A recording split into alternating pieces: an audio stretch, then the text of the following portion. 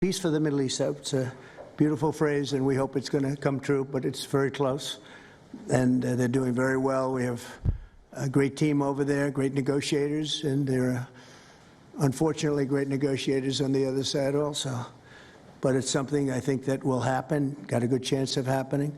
I may go there sometime toward the end of the week, maybe on Sunday, actually.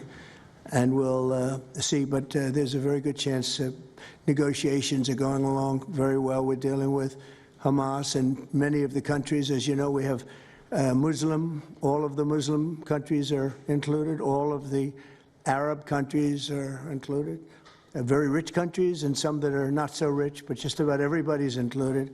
It's never happened before. Nothing like that's happened before. And our final negotiation, as you know, is with Hamas.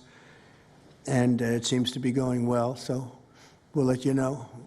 If that's the case, we'll be leaving probably on Sunday, maybe Saturday, maybe a little later than Saturday evening, but that seems to be our schedule.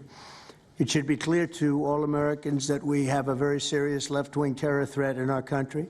Radicals associated with the domestic terror group Antifa that you've heard a lot about lately, and I've heard a lot about them for 10 years. And other far-left extremists have been carrying out a campaign of violence against ICE agents and other officials charged with enforcing federal law.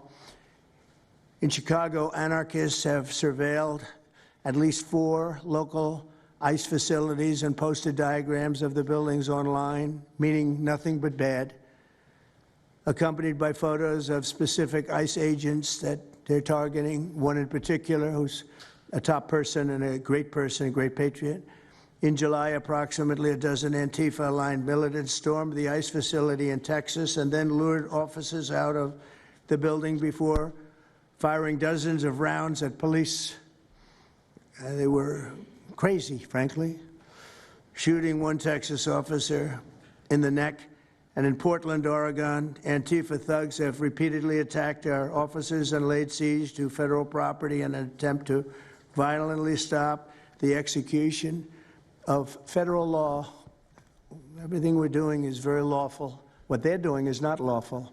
And what the governor and the mayor of, as an example, you could say of Portland, and you can say certainly of Chicago, it's not lawful what they're doing. They have to be very careful. In addition, 2 weeks ago, radical left terrorists in Dallas conducted a sniper attack on a local ICE facility, killing 2 people and leaving behind a note that read, "Hopefully this will give ICE agents some real terror." That's bad.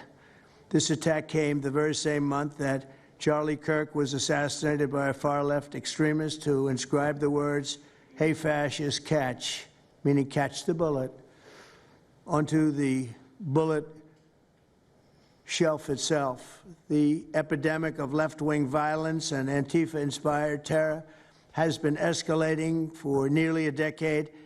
At universities, Antifa has organized riotous mobs to attack campus speakers. I see it all the time. And these are agitators, anarchists, and they're paid.